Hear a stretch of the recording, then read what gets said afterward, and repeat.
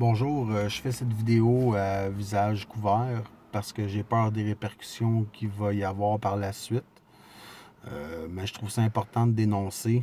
Puis j'espère que les autres personnes après moi, après avoir vu cette vidéo-là, ben ils vont suivre mon exemple puis ils vont dénoncer. Moi, présentement, je suis un détenu de fin de semaine à la prison de Saint-Jérôme. J'ai vécu quelque chose d'assez traumatisant. Puis on m'a fait assez bien comprendre que quand tu es un détenu, que ce soit de fin de semaine ou en sentence continue, tu es un rien, tu vaux rien, tu n'as pas de droit, puis tu mérites pas d'être traité comme un autre être humain. En tout cas, c'est ce qu'eux, ils m'ont fait comprendre. Euh, En fin de semaine, quand je suis allé en prison, j'ai mentionné avant de rentrer pour la fouille que j'avais tombé avant de rentrer à la prison, puis que je m'étais cogné la tête, que j'avais des étourdissements. Je leur ai demandé si j'avais le droit d'aller à l'hôpital. Ils m'ont dit que non, c'était pas dans mes droits d'aller à l'hôpital. Ils m'ont dit que de toute façon, il y avait un infirmier là-bas, il y avait une infirmerie, puis que c'était tout, puis que c'était comme ça. Rendu à la fouille, je l'admets, ils ont trouvé du tabac sur moi dans mes effets personnels, dans mes souliers. Euh, Au moment qu'ils ont trouvé le tabac, il y a un autre garde de sécurité du nom de Pierre Coury qui est venu se mêler à la soupe. Je lui ai demandé qu'est-ce qu'elle allait faire de mes souliers. Il m'a dit qu'elle allait les jeter avec mon tabac. J'ai mentionné que c'était mes effets, puis qu'il n'avait pas le droit de les jeter. Il m'a dit que j'étais rien qu'un détenu, puis que j'avais pas de droit, comme j'étais détenu. Puis que dans le fond, j'étais mieux de fermer ma gueule. Donc moi, je lui ai répliqué que oui, c'est vrai, j'étais détenu, mais jusqu'à dimanche, puis que je puisse porter plainte contre lui. Quand j'ai demandé son nom, il est devenu fou. Il s'est même crié après, il s'approchait de plus en plus de mon visage. Il m'a même frappé assez fort avec sa tête. Euh, on jurait qu'il voulait avaler mon visage en criant après moi. Il était rendu assez près que je puisse compter ses dents dans sa bouche.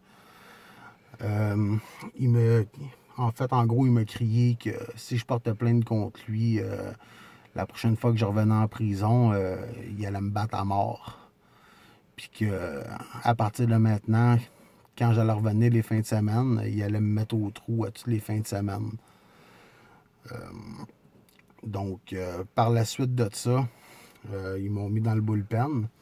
J'ai demandé à sa supérieure, Chantal, j'ai oublié son nom, c'est quoi son nom? Déloge. Chantal Desloges, si je pouvais appeler le protecteur du citoyen. Elle m'a refusé ce droit-là. J'ai mentionné que j'étais étourdi, que je voyais des spots noirs. Je lui ai demandé si je pouvais aller à l'infirmerie. Elle réagissait pas, elle s'en foutait. Même au moment que je me suis accroupi à 2 reprises puis que je me suis mis à vomir du sang, elle voulait rien savoir. Je lui ai même dit de venir voir dans le bullpen, de venir voir dans le bol de toilette, puis que je voulais prouver qu'il y avait du sang, elle voulait rien savoir. Le seul temps qu'elle a réagi, c'est quand je lui ai dit que j'allais porter plainte contre elle pour négligence criminelle. Puis quand j'ai demandé de venir prendre des photos du sang dans le bol de toilette, elle m'a dit de pas jouer à ça avec elle. Ben, avec eux, dans le fond. Arrivé là-bas, à l'infirmerie, surprise, il n'y a pas de médecin, c'est la fin de semaine. C'est un infirmier. Un infirmier n'a pas le droit de faire un diagnostic. Je l'ai appris en allant à l'hôpital. Puis, surprise, ben cet infirmier-là, il en a fait quand même un diagnostic, puis il a dit que j'avais rien. Mais c'est étrange parce que quand, après la fin de semaine, moi, je suis allé à l'hôpital, je suis allé voir un vrai médecin certifié qui, lui, a le droit de faire des diagnostics légaux. Il a dit que j'avais une commotion et Contusion. une contusion à l'épaule. Désolé, ça me stresse un peu. J'ai peur de ce qui va arriver après ça.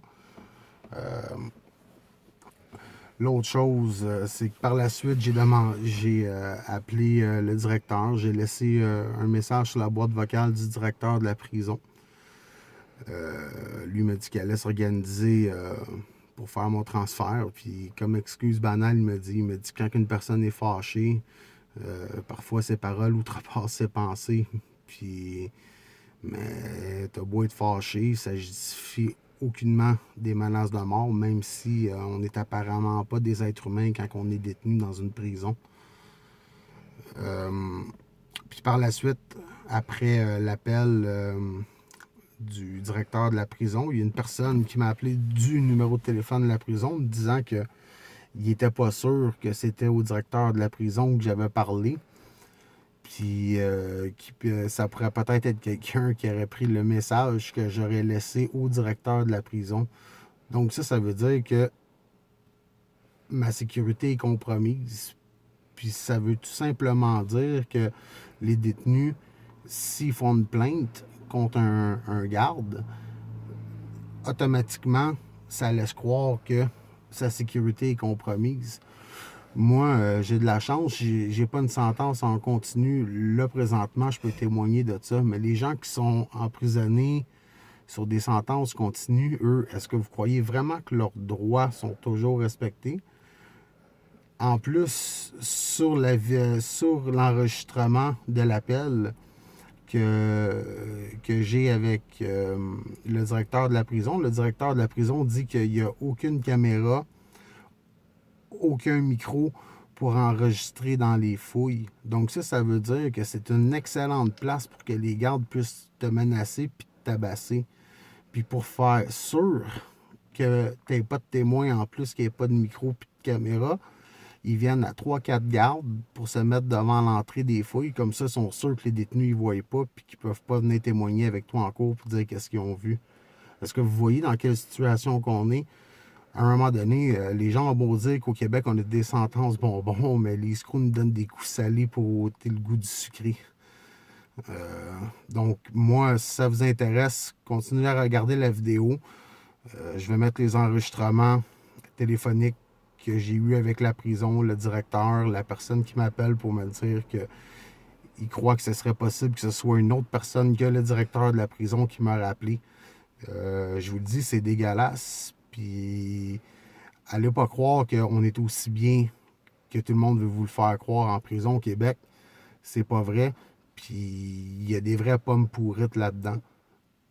Donc, je vous remercie. Puis, écoutez les enregistrements. Puis, je vais vous mettre la lettre que j'envoie au directeur de la prison. Merci.